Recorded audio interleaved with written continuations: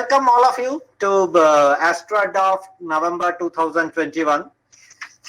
And today we have a very proliferate speaker. You will be listening to him just now, Dr. Ravi Kumar CD. So I will just introduce the speaker before he delivers his talk. Dr. Ravi Kumar CD is an associate professor and head at the Department of Physics, University of Calicut. He pursued postdoctoral research at Paris Observatory, France from 2004 to 2006. His research interests includes but not limited to structure, formation and evolution of galaxy, ultraluminous X-ray sources and active galactic nuclei, stellar variability evolution. He is also in charge of Madhava Observatory at the University of Calicut from May 2006 onwards. He also shoulders additional responsibility in capacity of coordinator CSIT, that is Computer Science and Information Technology, and he has completed his PhD and MSc from Cochin University of Science and Technology, COSAT.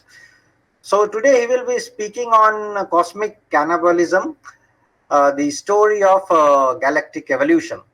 So before we start, I would like to say that this program, this AstroAdda, is presently run by Regional Science Center Calicut, Regional Science Center and Planetarium Calicut, which is one of the units of National Council of Science Museums, which is the parent body covering most of the central government museums and planetariums across the country, and also the Public Outreach and Education Committee of Astronomical Society of India. So this is a joint collaborative program between this, and myself, Jam Ganguly, will be coordinating this full today's session.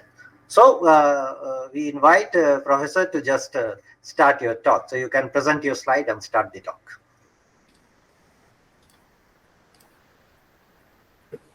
Thank you, Jayant. It's actually very pleasing.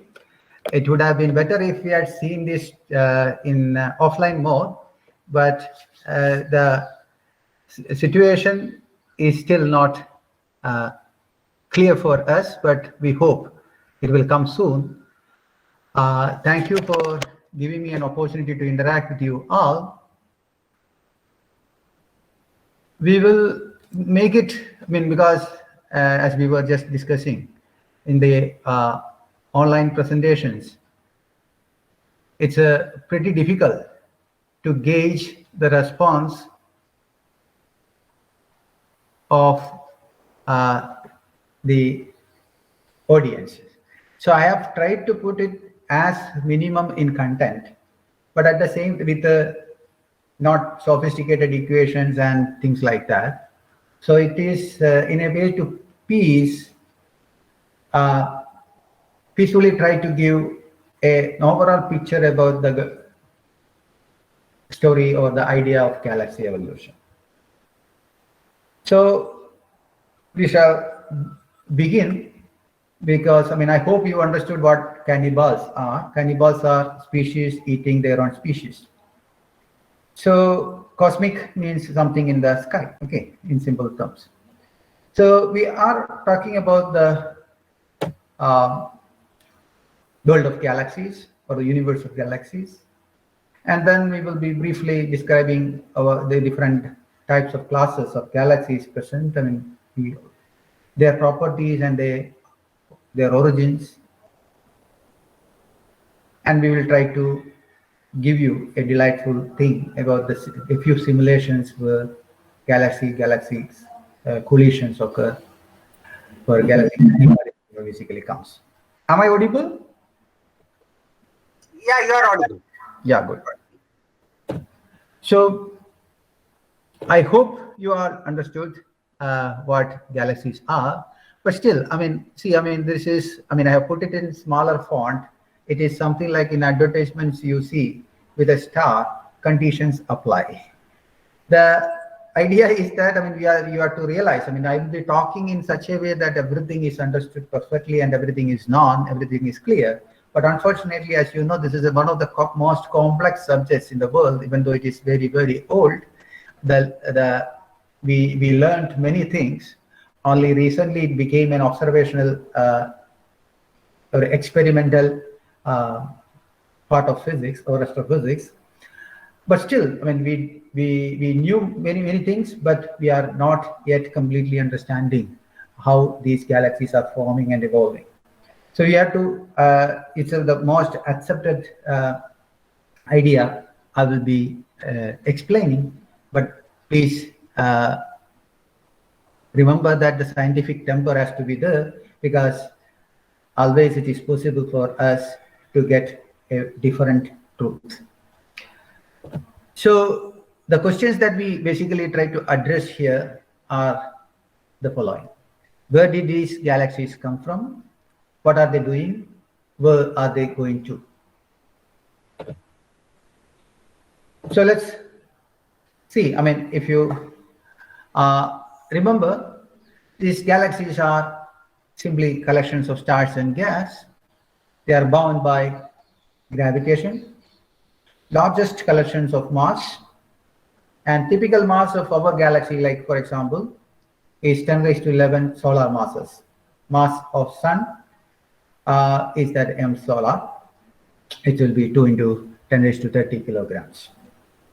So, and the typical size will range from 15 kpcs to 2 megaparsec. That pc is parsec. Parsec is about 3 into 10 raised to 13 kilometer. It's a distance, unit of distance. It is roughly, 3 light years. Okay, means I hope you know what light year is. Light year is the distance traveled by light in 1 year. So how do these stars assemble in the universe? We have seen, this is a quick, lucid, very simple clustering, because there are many subclasses, sub-detailing. I just skip because it is not necessary for us. Single stars are there, then binary stars, then you can get collections of stars, multiple stars. But then comes star clusters. Star clusters basically come in 2 flavors. There are open clusters and there is globular clusters. Open clusters are something like our Pleiades, Cartiga. There you see tens to hundreds of stars, and globular clusters, on the other hand, you get 1,000 to 10,000s of stars together. Then comes dwarf galaxies. Dwarf galaxies themselves come in different shapes. Galaxies, as I told you, like our own galaxy, Milky Way. Then there are much bigger giant ellipticals.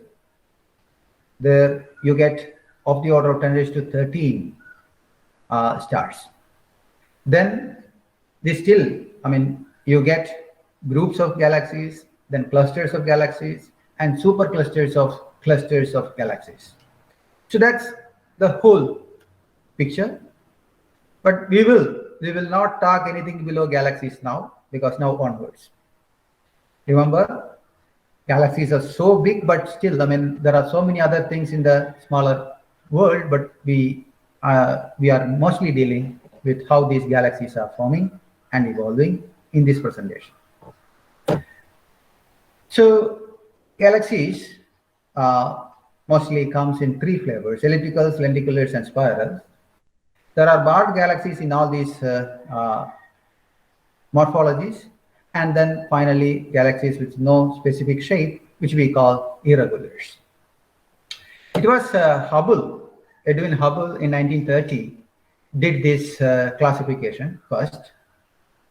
He was I hope you know, he was the first to identify that the nearest galaxy, Andromeda, was in fact very far away from our own galaxy, because at that time the idea was the whole universe was under one galaxy, okay, our own galaxy.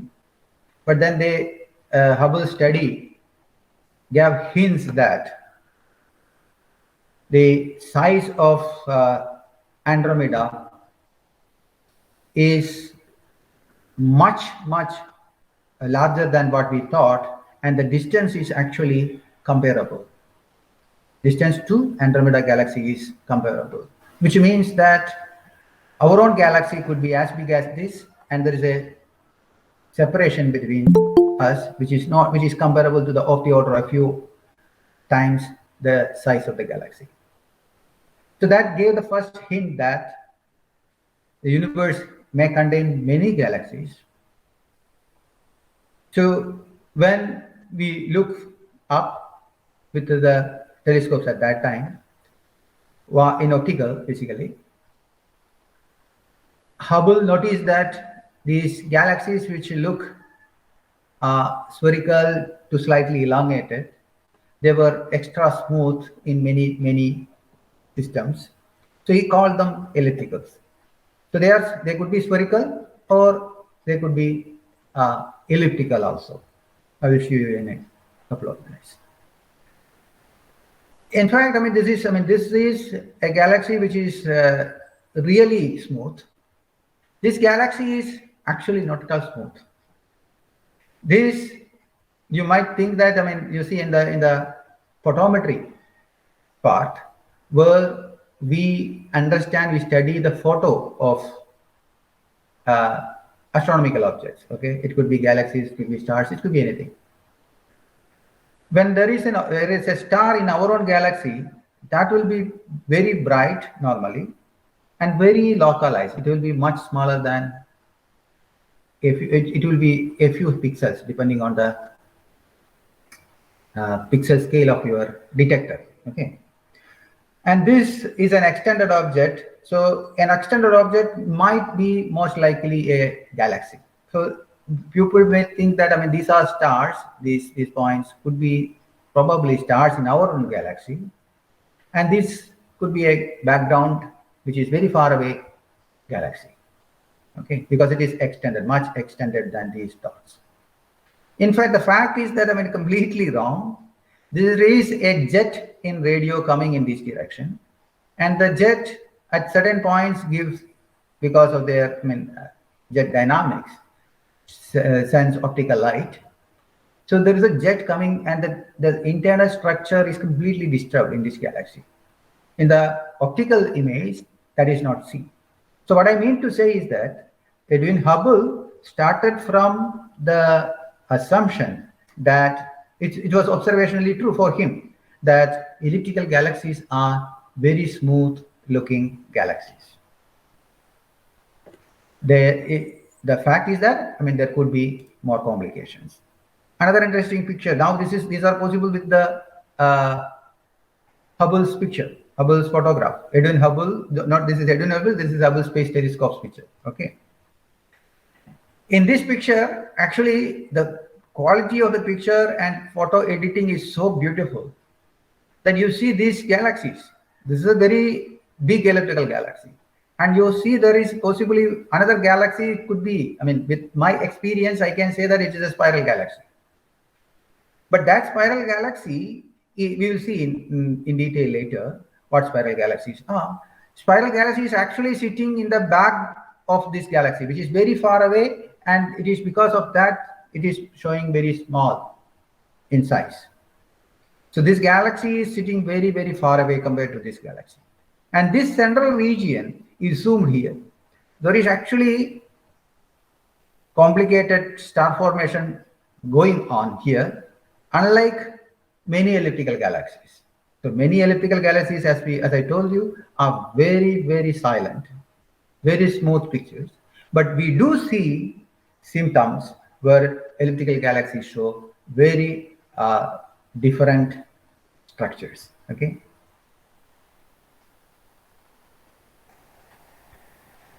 And elliptical galaxies can be what is called triaxial.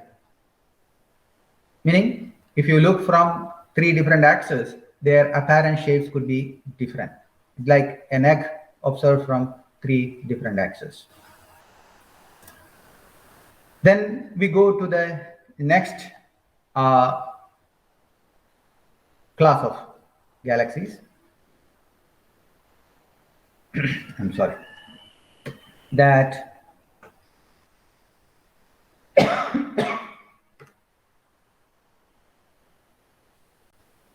1 second. It's a lenticulars. Lenticular means something like a convex lens. When you see this convex lens face on, this is something like a disc. So this is what? It's at an angle. If these stripes were not there, this would look very similar to an elliptical galaxy. So, and these, what are these stripes? These stripes are dust lines.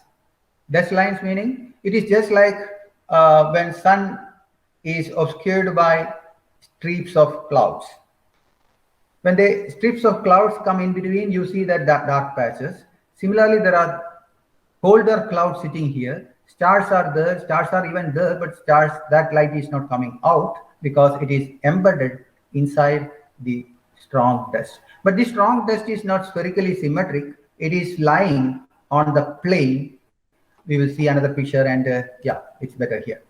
So if we happen to see that edge on, the entire galaxy is edge on here. So you see, it's not three-dimensional. In the case of an elliptical galaxy, this will be much bigger.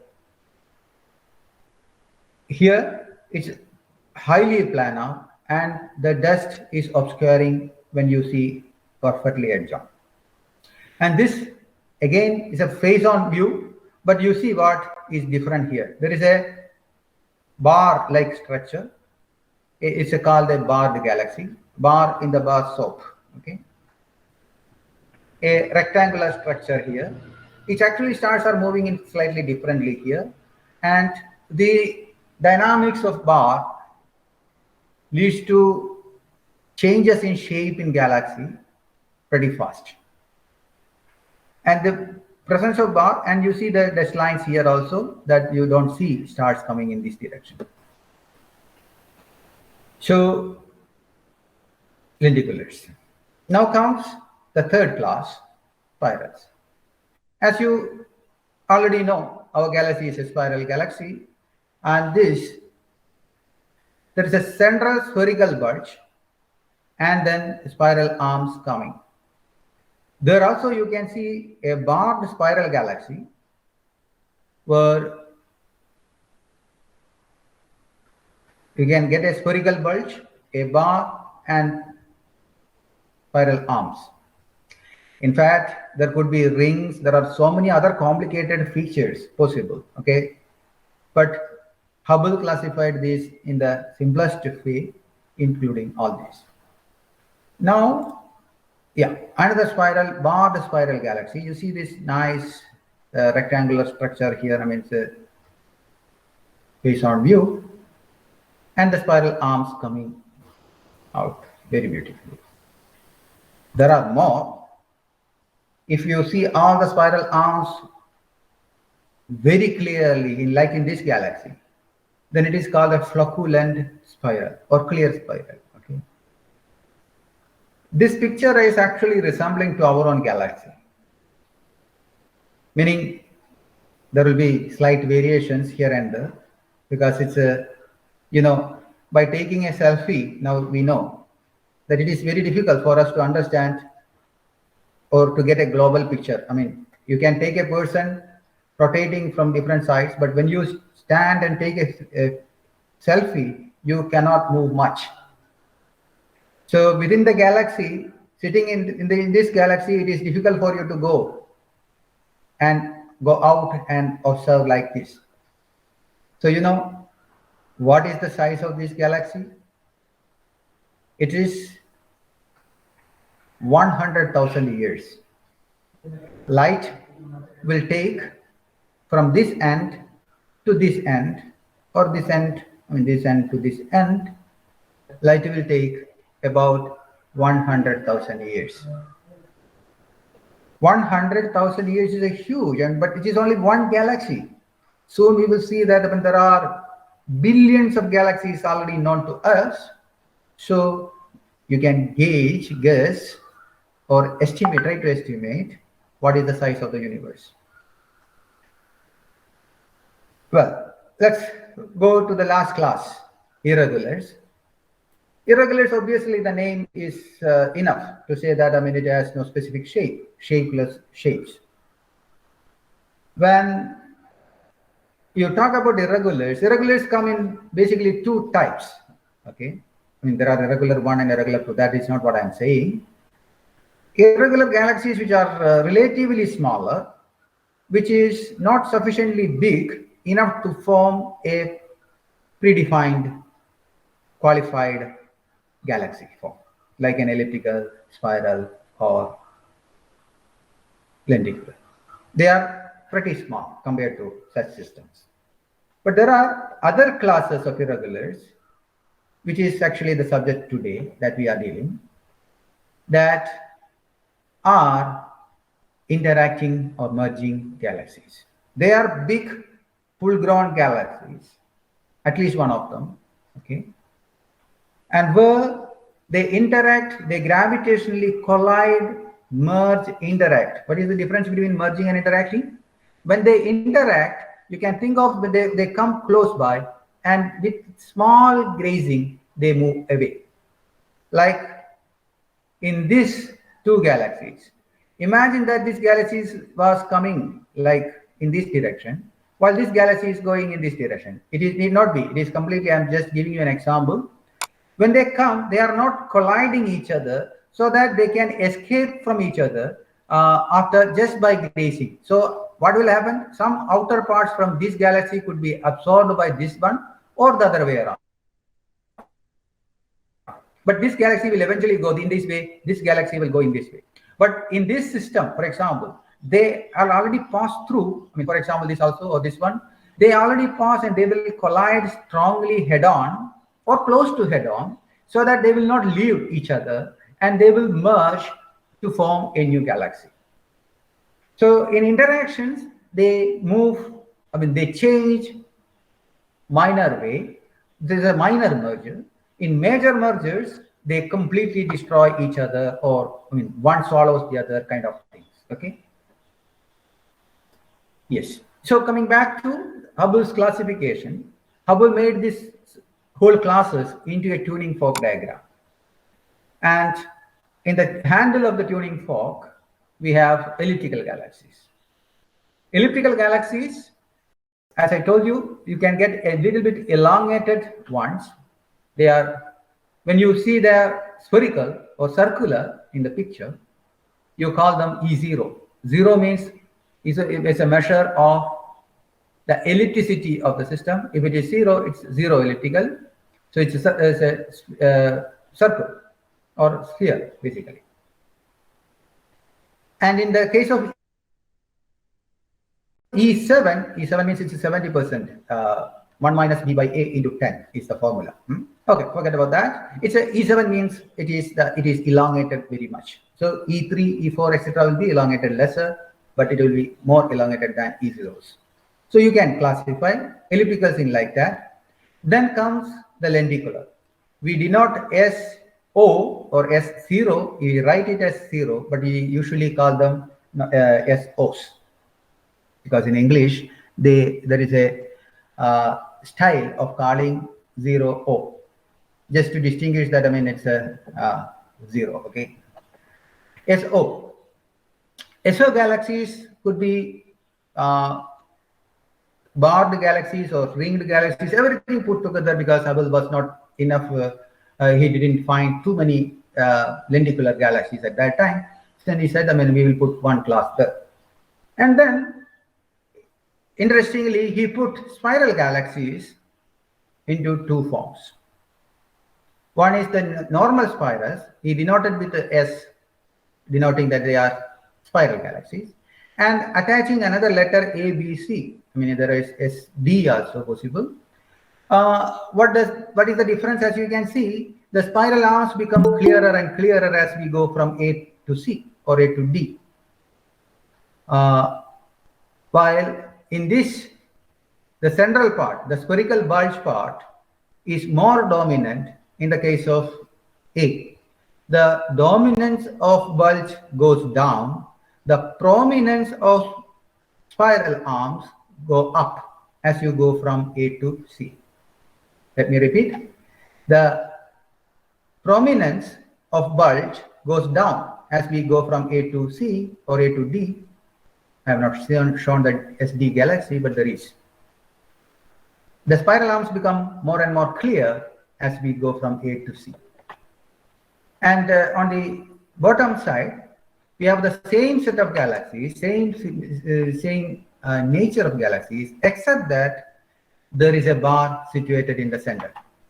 So there is a central bar, and then you have a bulge, dominant bulge, and a weaker spiral arm that will give you an capital BA type galaxy. SBA, SBB, SBC. This capital B is showing you that there is a bar. Perfect. There is actually in the Hubble's classification, there is in the outside this Hubble's tuning fork diagram, he has shown irregulars also, because I just didn't show that because there is nothing to show. It's just to mark irregulars outside because he didn't know.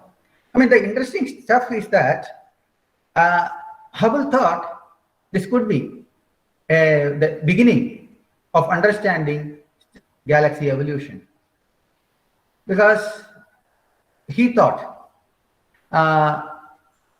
these systems are looking very simple. So in nature, it is possible for us to build simple things, and later they could get more complicated structures. So he thought of a simple to complicate scenario, and he considered, because of that, elliptical galaxies and lenticulars together early type galaxies, because he thought they are simple. And there is thought late type galaxies as all the spiral galaxies. Okay.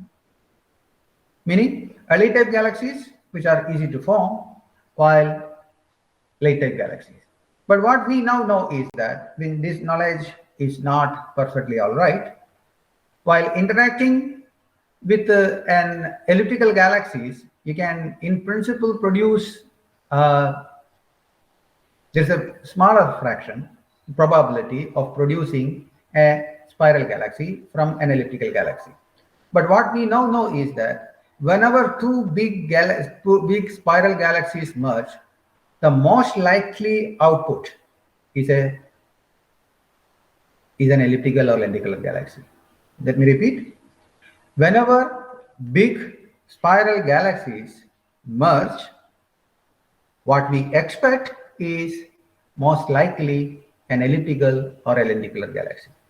So what we know completely opposite to what Hubble proposed. But we still use early type and late type galaxies as a token of respect to him. Okay.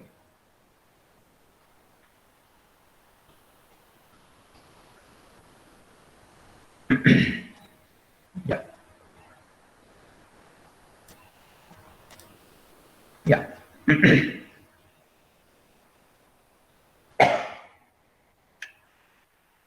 This is another wonderful picture. I don't know whether you have seen it before when people talked about gravitational lensing. Okay. It's a cluster of galaxies. It's a small cluster. It's not a very big cluster. Because I mean, all these all these extended objects are galaxies. And unfortunately, I don't think you see any star here. Okay, any star in our own galaxy. Okay, here in all this, including this could be a galaxy or part of galaxy. These two galaxies are the major dominant parts of this Abel cluster of galaxies. Okay. And you see many different types of galaxies. There are spiral arms here. Dust is the spiral arms are the. You can see here also. You can see galaxies interacting. There is an interaction going on. There is interaction going on. There, obviously, I mean, you know what this is. Here, an interesting stuff is that I mean, many of the things that you see are not real.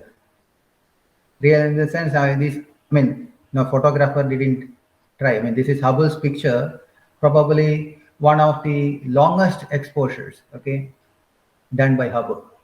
It's over 600 hours of observation. It took a few years, I think. Okay. What does it mean? I mean, these strips, okay, this, for example, this, they do not exist there. You are actually seeing, it's a kind of puzzle that I can tell. What you see is actually not coming from two sources. You are seeing the same object in two different places, or some kind of combination. I mean, even though you are seeing this extended strip, it is actually two reflections of the same object. Okay, so I hope you understood that it is actually gravitational lensing effect. This, I mean, now we know, because we had reverse simulations to see that how we can produce a structure like this, and we see that this is a spiral galaxy. Okay, it has two reflections, one here and one here. In the background of this galaxy, because of this galaxy cluster, we are not seeing it. It is actually very far away, but very faint also. So you are not able to see it in this foreground. It is actually sitting in the background, which is completely invisible to us, but we are seeing the effect of that because the light is bent by the cluster of galaxies here. And all these arcs that you see here are also signature of the mass assembly here. And the objects being all this. I mean, for example, if you take redshift of this, I mean, redshift is a measure of the distance. Redshift of this strip or this strip, you will be clearly seeing that the redshift is much higher than these galaxies, bigger galaxies. They are actually very far away. Okay, so galaxies do. The point that I wanted you to take from this is, and if you didn't understand it properly, just Google gravitational lensing. You will understand it better. Okay, now you have Google to teach you. Yes, the story or the idea that I wish you to take from this is that, I mean, galaxies do come in many varieties, and there are large number of galaxies in this universe. This, for example, these bigger galaxies are actually much bigger than our own galaxy. And almost all galaxies that you see here, I mean, even the tiniest like this, is comparable to our own Milky Way. So light will take 100,000 years to reach one end, from one end to the other. So you can think of how big. I mean, this is actually much smaller, small region. I mean, it's much smaller than the size of full moon. Okay, I mean, 1/100th of a full moon. It's actually even smaller. Okay, so it's some very small region of the sky, and you are seeing this many galaxies. But this is a cluster. I mean, cluster region. So why do galaxies differ? We will come back to the question again. That the answer lies in the study of how galaxies form and change over time. And one more line, we need to understand what we can do and what we cannot. Because we cannot observe an individual galaxy evolving. We can study at the same time different galaxies at various stages of evolution. How is this possible?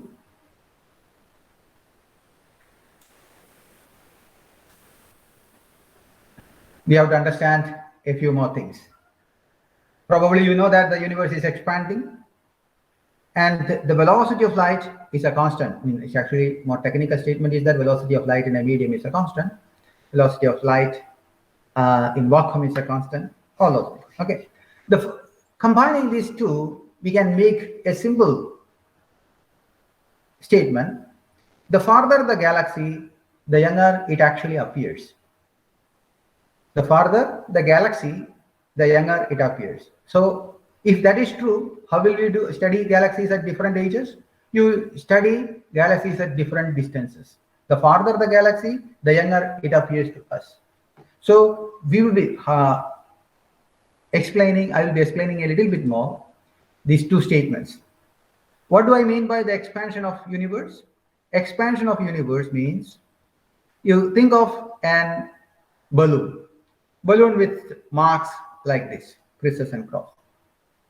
You consider a point, the point of intersection between two dots, the two lines. So like here, or like here, and like here.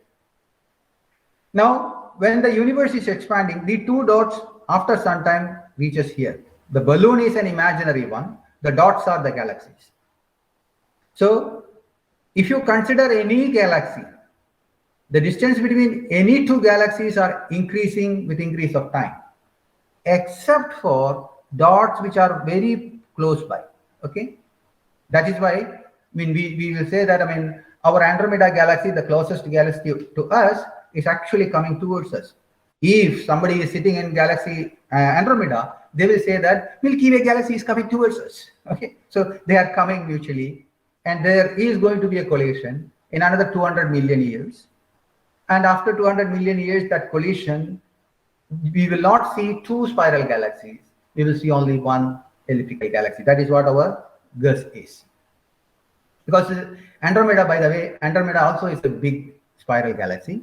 Spiral galaxies are not usually very big. But the Andromeda and elliptical, our Milky Way galaxy, are both above average sized galaxies.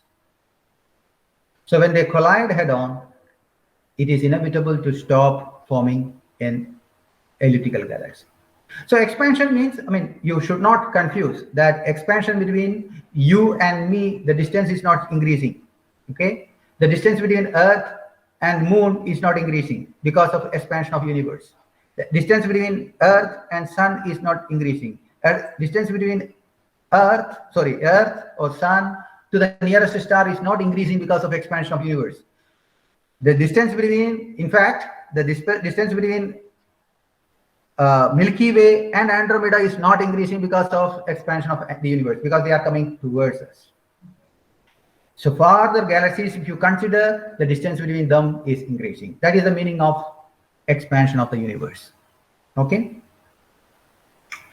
And the idea, using that, just look at this, something called cosmic look back time.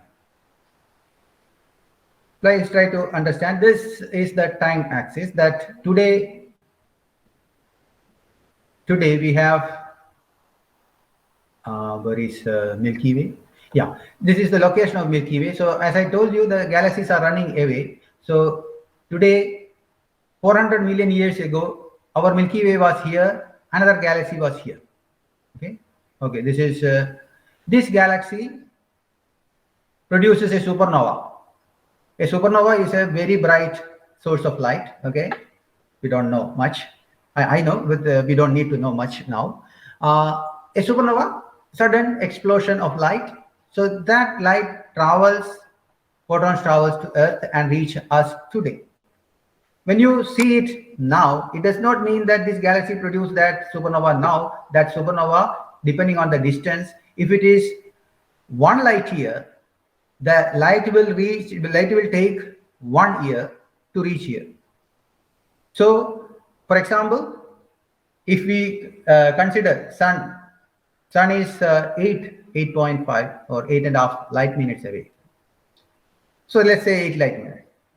Now, if sun is suddenly switching off all its production of light, will we know that now? No, because the last photon left the sun will take 8 more minutes to reach here. So only after 8 minutes, we will realize that sun lost its light. So on the other hand, if I have a telescope here, I observe sun, assuming that it is observable.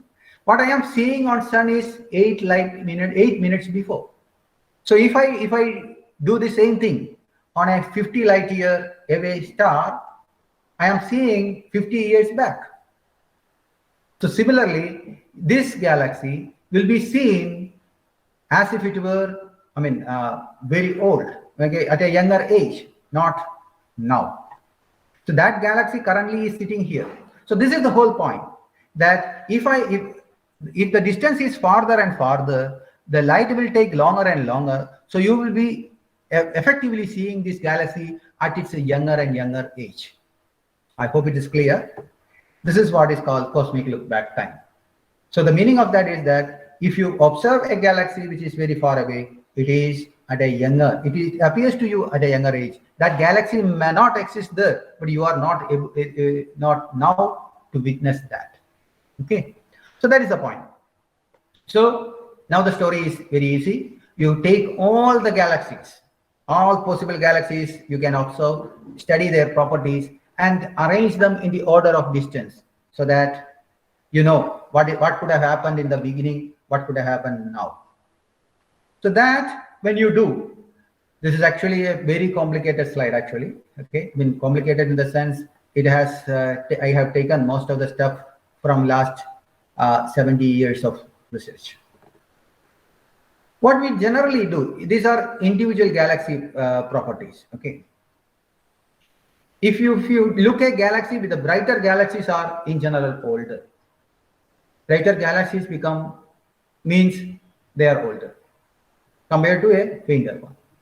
In general, okay, there are always exceptions.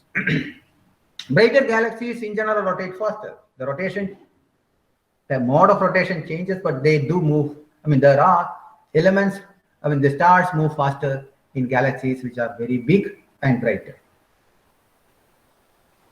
There is, whenever intense emission line, galaxies are strongly interacting, or the other way around, if I place, whenever you see strong interactions, the immediate result of that is emission from intense emission from those galaxies which are interacting strongly. And then the last, if you understand what entropy is the measure of disorder. The system, for example, in solid, liquid, gas, if you consider solid, atoms are more ordered. In liquid, the atoms are still bound, but they are not ordered as in the solid phase. And then in gas, the atoms are completely detached. The molecules, they can move. So if you consider this, you can say that the disorder increases from solid to gaseous phase. So you can say that, I mean, there is an entropy increase in this way. So similarly, when you look, smaller galaxies have lesser entropy, and there is a rule saying that entropy should, in all reactions, entropy should increase, which means essentially that it is another suggestion that galaxies form smaller and then they merge together to form bigger and bigger galaxies. And now if you look galaxy clusters and see their properties, then we find that, I mean, ellipticals and lenticular galaxies are abundant in dense environment. And where you have more number of galaxies, the probability of finding ellipticals and lenticular galaxies are more.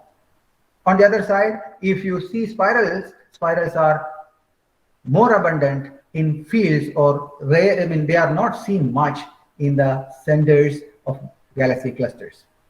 You know, our own galaxy is a spiral galaxy. Our nearest neighbor is another spiral galaxy, and we do not fall in the part of a center of a cluster. Okay, we are in the outskirts of what is called the local group of galaxies. And this is also called the density morphology relation or density radius relation. That if you the more galaxies, okay, as you go, I mean, basically the same thing. Sorry. If you look at the center of a galaxy cluster, it's more likely that you see more spirals there. More ellipticals or lenticular galaxies there. If you look for the outer regions we call field, there you see more spirals. So the story is this: there are environment and evolution of galaxies are closely related. Now let's assume two kinds of evolutions. One is a secular evolution, where galaxies evolved isolated way. Hierarchical merging scenario, on the other hand, the galaxies collide, merge, make bigger, and like that. So picture-wise, in the secular evolution, galaxies evolve almost independent of each other. There could be interaction, but they are very minor interactions. Okay, one or two mergings or one or two minor interactions. No interactions, no serious interactions with others. Gas is converted into star. Stars evolve and die. So new stars, I mean, there are two types of stars, population 1, population 2, etc. But that's okay. Eventually, the stars die.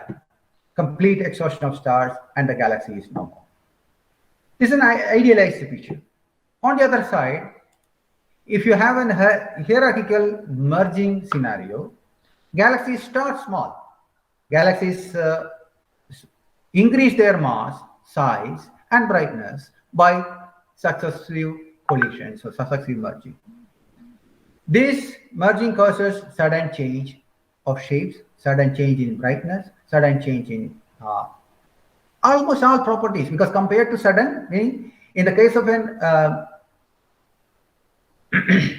in the case of our secular evolution, the evolution is that, I mean, you don't see sudden changes like this because all the stars are forming, the stars evolve, stars die. Stars do create some kind of scenes, like there could be supernova explosion that will trigger another set of stars, but they are not sufficient enough to produce big change in brightness. And obviously there is mass is not possible for, as in the case of secular evolution, to increase or decrease. Okay, so mass more or less remains the same in the case of secular evolution. But in the case of hierarchical merging, you increase the size, increase the mass and brightness all together. So how do you know that, I mean, galaxies are interacting? We do have pictures showing this is not HST picture, that is why it is not that beautiful. The galaxies are interacting, and the smaller one is actually being captured by this galaxy. It has already disrupted each of these galaxies. This is a spiral galaxy actually. It was a spiral galaxy. Okay, you see the spiral arm, the other arm is merged. I mean, this is a spiral arm here, and then finally this will collide and end.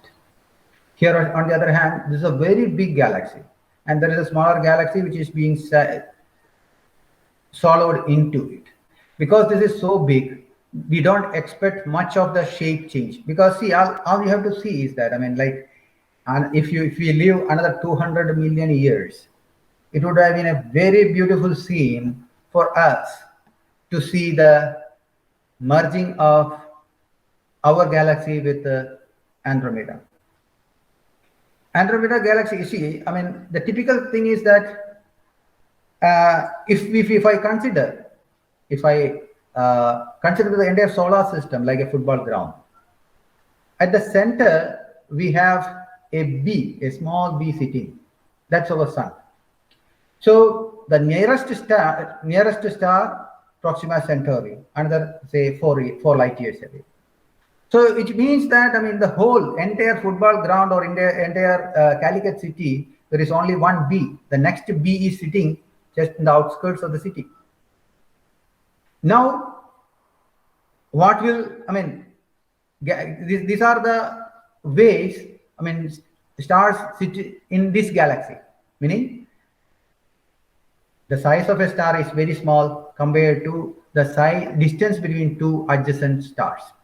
Unless they are binary stars, spectroscopic binaries, etc. In general, the average distance between two stars is quite high compared to the size of a star. So it is like some two people are standing very far away and they are firing bullets in the air, okay, in a V-shaped way. Okay, they are not firing each other. So what is the probability of one bullet from one person hit on another bullet from the other person? It is pretty small, because when you go the size of the bullet compared to their distance is very, very small. So the bullet will easily escape. Exactly like that, even though you look that, I mean, this is something like a cloud, the distance between these two stars is enormously large, and the stars from this galaxy will simply pass through. Most of them will pass through. So if we had observed the same situation in our own galaxy, Andromeda will come closer and closer, and then you will see that there are stars similar to our sun, but not as big as them. Only if a head-on collision with our own star, we will see a big star, okay, big sun, second sun. Otherwise, there will be thousands of bigger stars, but they are not big enough compared to our sun. They will come and they will go on to the other side, okay, and it will take a few million years to come back. I mean, like they will go pass through, but for example, this will not be stopped here, because this will go and on the other side it will reach. But when it passes this galaxy, it will pull it back. So it will come back. There will be a few oscillations and then finally merge. In all this process, there will be extra stars produced. So starlight will increase, but the shape of the major galaxy will remain more or less same. So that is very interesting. In the case of Milky Way, as I told you, Milky Way and this neighbor Andromeda are big galaxies. When they collide, it is most likely to form an elliptical galaxy. The shape will change for both galaxies. Another picture of galaxies clusters. This is another Abel cluster. I mean, basically Abel 1185, I think. Okay, the number is showing that it is in his catalog. It is that much number. Earlier it was 370 because it was the 370th member of Abel's cluster, a catalog. Okay, so what we know now is that the universe had a more violent history when it was younger, because when you look farther and farther, you see more and more interacting galaxies. There could be head-on collisions like this, two gigantic spiral galaxies. Here, another interesting interaction. Obviously they are actually not interacting, but if you see their speeds and all those things, this galaxy has actually passed through this galaxy, and it has shed some of the outer envelope into this galaxy. But it will not run away, because this galaxy and they are gravitationally still interacting. This will be pulled back on this side.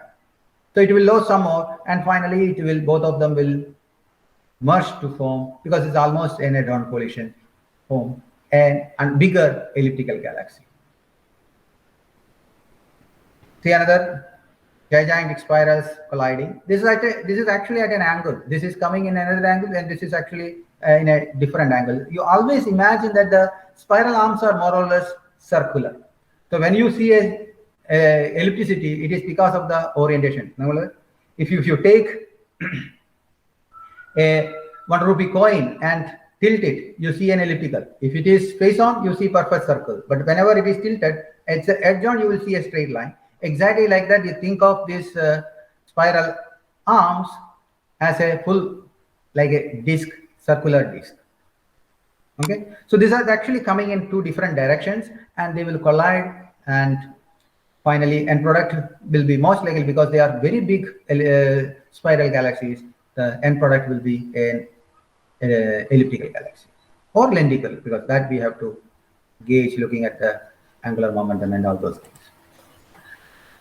This is another two disk galaxies. One disk galaxy is like this, you are seeing it edge on. Another disk galaxy is coming like this, and this is called the mice galaxy. It's resembled like a mouse, okay, or set of mice. two mice galaxies. Another, the interaction galaxies with Hubble is enormous. You can just type in Google interacting galaxies, and you will be seeing literally thousands of galaxies. All kinds of interaction. What do we expect in a merging sequence? In a merging sequence, when two galaxies come together, the gravitation will pull the outer parts, and there will be something called a bridging occur.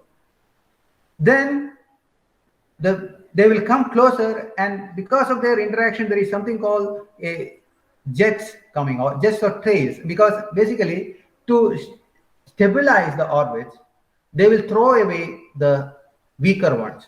So you will see sudden big streaks coming out, but they will come back and they will be attracted because there is nothing else other than gravity to push it away. So they will come back and finally merge together to form the nuclear coalescence. And finally, all these other series of interactions, you will get the final merging sequence. This, if, for example, if we, now we can think of, let's see, if there was a minor interaction and the galaxy was running slightly away, you see that there is a possibility that you can see the spiral arms, and that galaxies can remain there as spiral galaxies for some time, but after some time, they will eventually lose their spiral arms and they will form an elliptical galaxy or lenticular galaxy. Because in the difference between lenticular and spiral is that there is a disk in both cases, but in the case of spiral galaxies, you have dust sitting.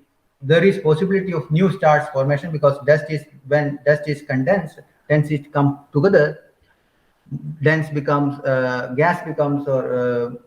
dust becomes more denser, you get new stars. In the case of lenticular galaxies, the amount of dust is less and there is no prospect for big star formation. Okay, coming back to the simulations. This is actually an actual observations. Okay, there is no simulation. In this side, you see two galaxies coming. This is another picture of the simulation of the mice galaxy. You see two disk galaxies were coming. One is joined for us and one is at an angle.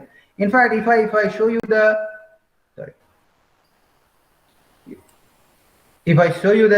rotation, it's actually like this. Okay, it is their nuclei are not pretty close. They are slightly different. Okay, so we are coming to the end. We have not talked about what is called dark matter, angular momentum, gas laws, and feedback, etc. There are more complicated stuff, as I told you. We have skipped them because of online mode, because I am not aware how good it will be to talk. It is easy for us. It is not easy for me to gauge the level of communication in such online talks. Anyway, I hope you understood better. Let's see the last picture of this presentation. It's I usually call, the family album, okay, where galaxies, this is the time axis, okay. The universe we know is 13.1 billion years. So in the beginning, galaxies form smaller and smaller ones, and they can have because in the beginning, the universe is having a smaller dimension in the Big Bang theory. It is possible to have more interactions even for small galaxies, and the size can increase. And if there are not sufficient collisions afterwards, you see them now as young galaxies or irregulars. So there is these possibilities. But if there are more interactions possible, then in the intermediate one, you will see dwarf galaxies and then spirals and then irregulars here, as I told you. And then in the top, you can get ellipticals and lenticulars here, and big giant elliptical at the centers of clusters if there is the collisions are much more. So what we mean to say as a summary, galaxies form the fundamental building blocks of the universe. In the early universe, galaxies experienced a lot more interactions than today. A combination of both secular evolution and hierarchical merging scenario is needed for us to explain the observed properties of galaxies. I think I can stop here. Thank you. Thank you. And so we had a wonderful talk. So it is a platform is open for discussion. Anybody has any type of queries or comments or suggestions, they can always either ask by unmuting, opening the camera and unmuting the mic, or you can put up in the chat box and we can read up the question. Anyway.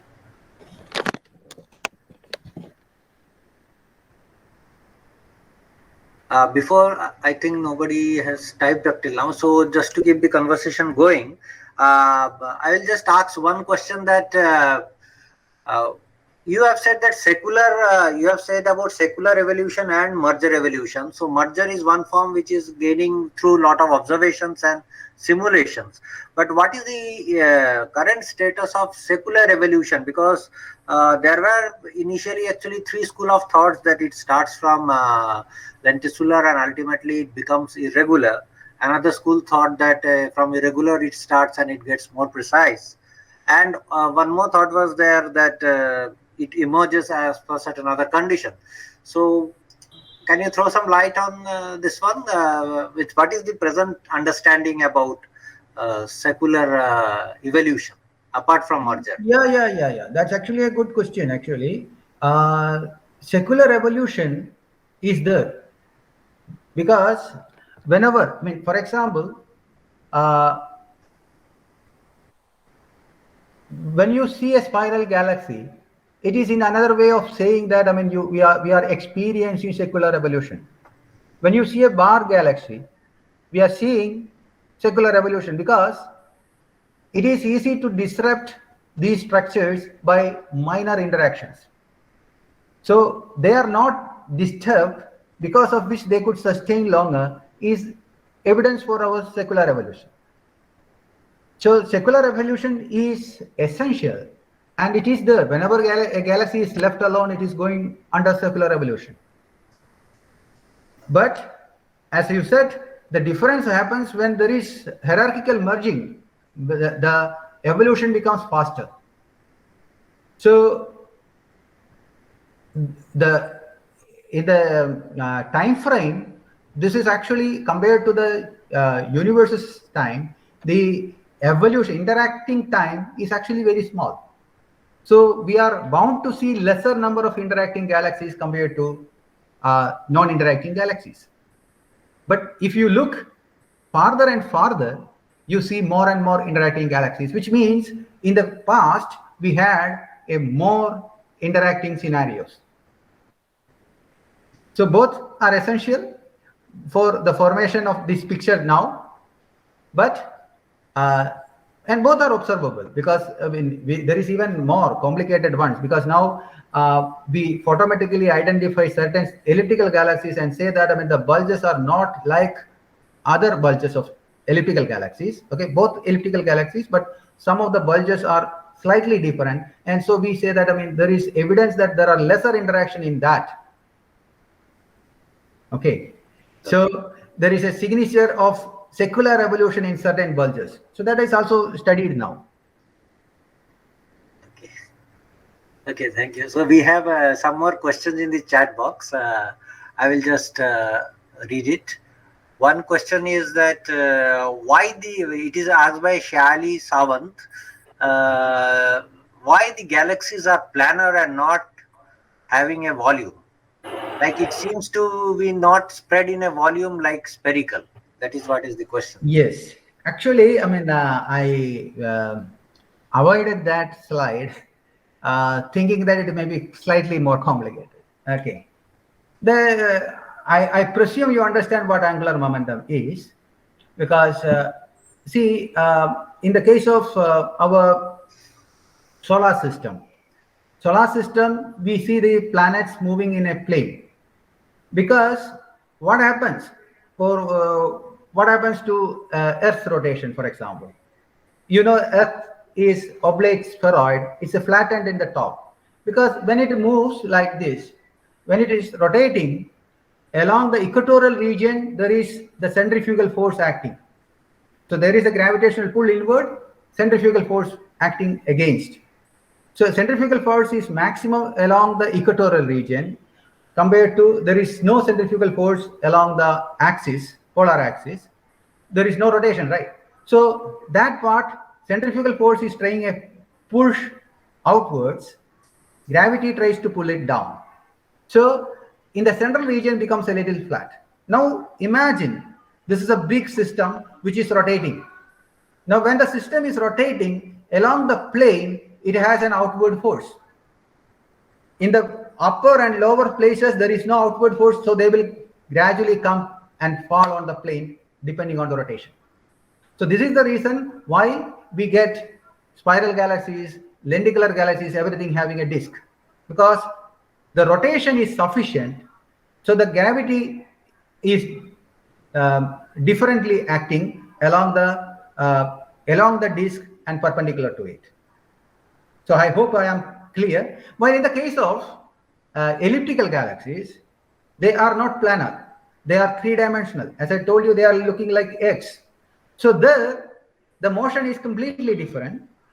There, the rotation is not that fast. If there is no severe rotations like that, spiral galaxies, all of them will be staying in their own orbits. So they will come if the gravity will push them towards the center everywhere almost symmetrically. So you get a three-dimensional volume in the case of an elliptical galaxy because their rotation speed is very small. Okay? Okay. So now there is one more question from Pradyamna R. He says, "Sir, can you suggest some software like Stellarium? And also, can you give some insight on gravitational wave and gamma ray burst?" I think this is out of topic, but Yeah. it is up to you. I don't know what to talk once our friend talked last time about gravitational waves.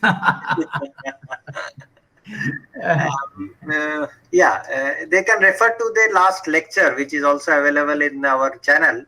But if you want to say something, you can always give.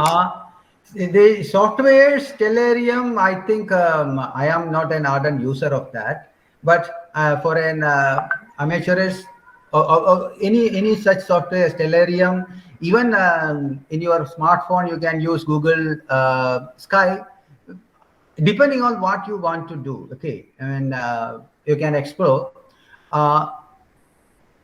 It's in Google. I mean, there is not much I need to tell. Okay, but in what about gravitational waves and gamma ray bursts? Yeah. Okay, gamma ray bursts first we can tell, because that then I can connect that to the gravitational waves. Gamma ray bursts are happening in the sudden emission of gamma rays from very tiny spots in the sky. It is, I mean, believed that it is suddenly happening basically because there is black holes when they swallow matter. Okay, now we will move completely out. Black holes are like, I mean, don't think that black holes will swallow everything. Okay, people usually say like that. Black holes will swallow everything.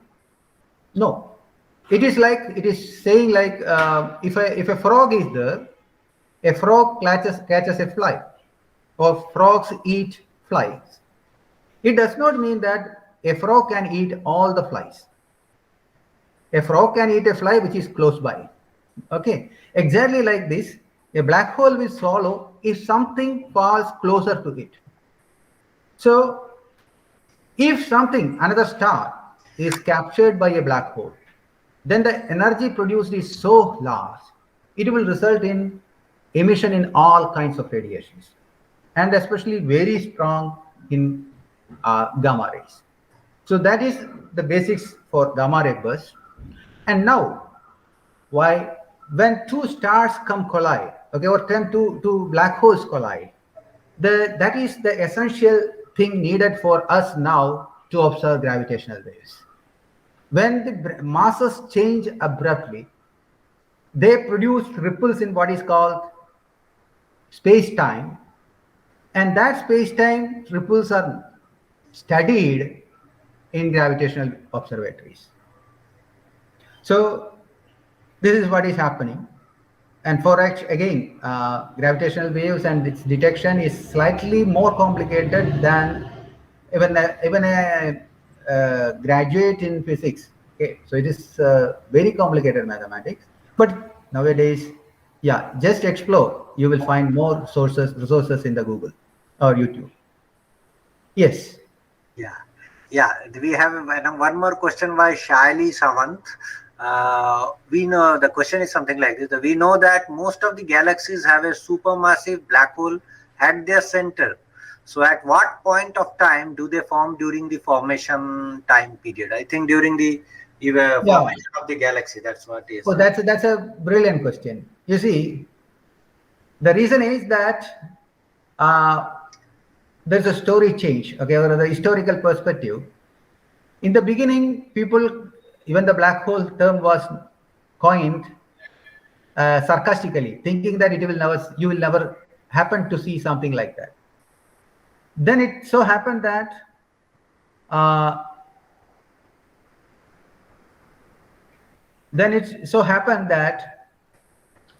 all of a sudden we realized that in our own galaxy we see signatures of a supermassive black hole. What is supermassive? Supermassive means the mass of that black hole estimated is higher than or of the order of 10 raised to 6 solar masses. 10 raised to 6 suns mass. Now, our galaxy, as I told you, is not a very big galaxy. It is not a very small galaxy. It's an average, slightly above average spiral galaxy. If it has a supermassive black hole, then people thought much bigger galaxies should have naturally. And now we got more evidence from other galaxies also. So now when you compare and analysis, what you see is in most galaxies, the smaller the galaxy, the smaller the black hole. As the galaxies become bigger and bigger, the mass of the black hole also become bigger. So, which means that you make a stellar mass black hole. This, when you add more matter into it, the black hole mass increases. The event horizons become smaller. It will have more power to capture more objects close by, and effectively it increases its size. So as the galaxy becomes, for example, the galaxy collisions occur, there will be, say, for example, two black holes sitting at the centers. They will come collide, they will become supermassive and very bigger ones. So the question is, black holes exist right at the beginning of this galaxy formation, because to form a galaxy you need something at the center, because it's like the mass has to be higher at the center, or at any point if the mass is higher at one point, that will be the center of gravity. So that's it. So it will, when they merge, become bigger and bigger, the black holes also make bigger and bigger through their interactions. I hope I am clear. Sir, so do you mean that you are indicating two primordial black holes that existed like at the start of universe, and those were acting like the centers due to which they then, after imbibing more and more matter, they turned into supermassive black holes into the galaxy? Not really. Primordial black holes are not essential in our picture so far. You see, you can think of stars are formed in dusty regions, okay, gas clouds. When stars form, there is a interesting stuff. Stars evolve slightly differently. More massive stars evolve faster, and more massive stars will produce black holes faster, because the end product, as you know, you may be knowing. So more massive means its evolution is faster. So the smaller mass, for example, a 0.5 solar mass or 0.7 solar mass star formed at the beginning of, closely after the Big Bang, can live even now. While our sun is not the first generation star, it is a second generation or third generation star. So in that sense, you start from a stellar cloud, you could end up black holes. Some of them will be black holes, and that black holes over evolution with the collisions, they can grow, and that way you end up building big galaxies with big black holes at the center. Okay, sir. Yeah, got it. Yeah. There is no more question here, but one thing I would like to, you have shown that mice galaxy simulation in your presentation. Now, when somebody makes a simulation, they will make the simulation as per the parameters known to them, and then the simulation will work, and we will see what will happen in a certain situation. But then, how do you test the reliability of such simulations, whether it is actually matching the nature? Well, that's again another good question, because see, that is the way every simulation is working.